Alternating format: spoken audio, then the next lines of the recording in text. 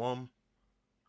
First, I want to say all praise and glory be unto Yahweh Bashem Yahweh Shah Bashem Rachak Wadash.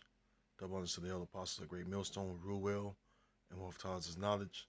Honor salutations to you fellow laborers out there doing the work of truth, sincerity. Shalom to you, and shalom to the few Akwaf that believe as well.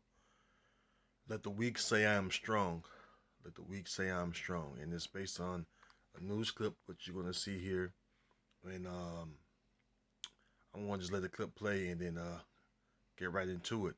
Lord willing, this video is edifying. I'm not going to make it long, but it just goes to show you that we're living in a time of war. And to prove that, this clip right here is going to show you. All right, so here you go. North Korea has fired ballistic missiles yet again. Two short-range rockets were blasted off towards Japan. The missile launch was the sixth in 12 days. It came just an hour after Pyongyang slammed Washington for its UNSC move. The United States called upon the members to discuss North Korea's October 3rd missile test over Japan. The West has accused China and Russia of enabling Kim Jong-un's provocative behavior. This is because both countries blocked attempts to impose sanctions on Pyongyang. Tensions have remained high in the Korean Peninsula. A return of the USS Ronald Reagan in the region that's not gone down well with Pyongyang. The country sees it as a serious threat to stability. The latest missile traveled over 4,500 kilometers away from North Korea, a distance that also puts the US territory of Guam within its trajectory. The flare-up has put one of US's closest allies, Japan, in a tough spot now. So as you can see, North Korea have put, let me switch it over. North Korea have put pressure on Babylon the Great by firing off two more missiles, and they just fired off a missile. I believe it was the day before yesterday or yesterday. They fired off a missile, which was a test, and they shot a missile over Japan. So now they shot two more missiles over the U.S. carrier. So this is the book of Joel, chapter 3, and I'm going on to verse 9. It says, and Lord willing, you can see, and it says, proclaim ye this among the Gentiles, prepare war, wake up the mighty men, let all the men of war draw near, let them come up. Yeah, because we're in the time, all right, of Armageddon, which is a mountain of troops, which the Heavenly Father is gathering the troops together. All right, let me minimize this real quick. Let me minimize it. Or matter of fact, let's get rid of it. We can get rid of it now. Come, we're still rolling. So Salaki, I want to make sure we're still rolling, but the Heavenly Father is gathering the troops, and pretty much North Korea is one of them. You see, they bear missiles, which of course the Heavenly Father is gathering these nations, man.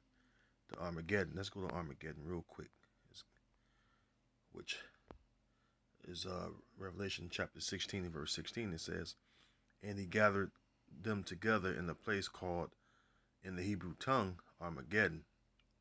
So when you look in the Hebrew, the word Armageddon is Hamagadwan, which means mountain of troops. All right. Ha is mountain, and Ma is short for of, and God one, or God God is troop, and one make it plural, so God one, mountain of troops. So this is what the Heavenly Father is gathering together. It says in Isaiah the 13th chapter that he mustered the host to the battle. Let's get that.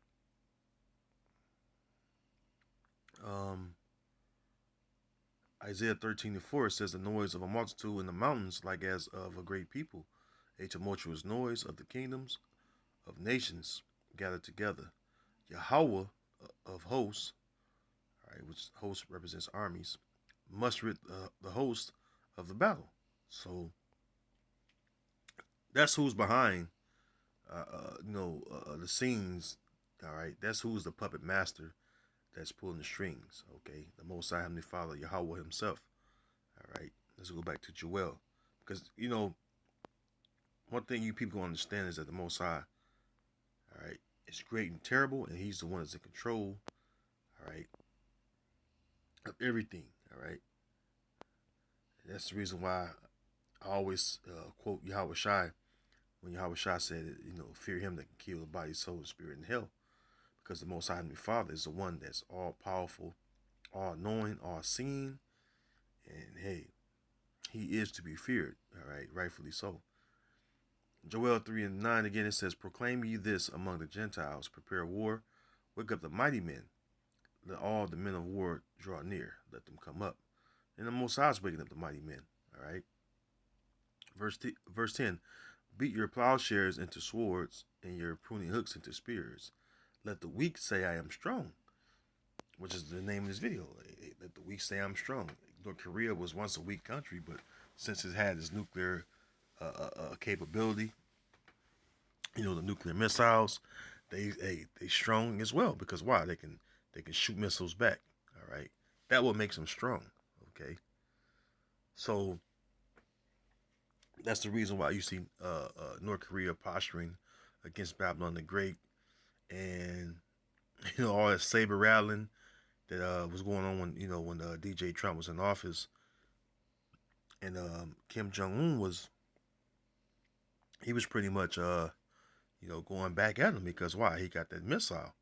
All right, he got some missiles they can fly, or he got missiles they can shoot back. All right, this is the reason why they haven't been invaded. This is the reason why the U.S. led NATO haven't went into North Korea, because they don't fight countries that can fight back. But with North Korea having nuclear capability, nuclear missiles in general, they can fight back. And so now you put you putting a potential war on an equal playing field, and one of the signs that Yahweh Shai gave is that you would hear wars, rumors of war. All right, and we see that military drills is going on all over the earth. We see that many missile tests has been done in many countries, not just North Korea, but hey, every country that has missile capability, they're doing tests, man, because we're in a time of war. Okay, and this is what we're telling you Israelites out there that are rebellious, man. That hey, we're in a time of war, and World War III is upon us, man. Let's get that in. Let's go back to Revelation. This is Revelation 11 and verse 14. It says, the second woe is past, and behold, the third woe cometh quickly. Yeah, which is the Second World War, and the third woe will be the Third World War. All right, which is the end all wars. All right, the war is going to end all wars. Will be World War III, and we're seeing it being,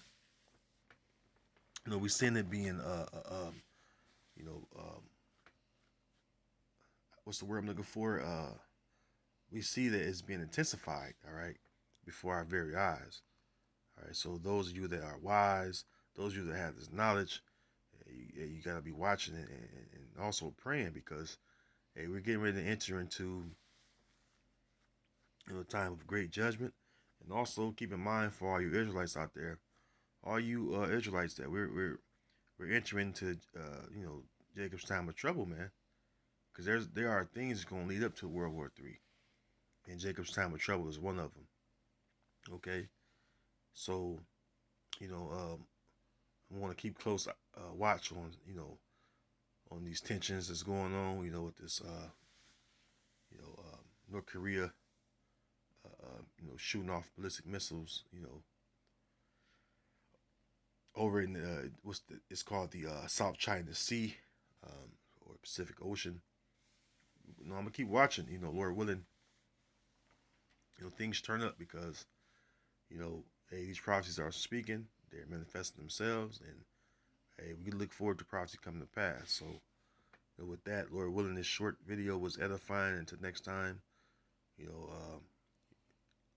I'm gonna say shalom to you, Akim, and you Fiu Akwaf. Shalom.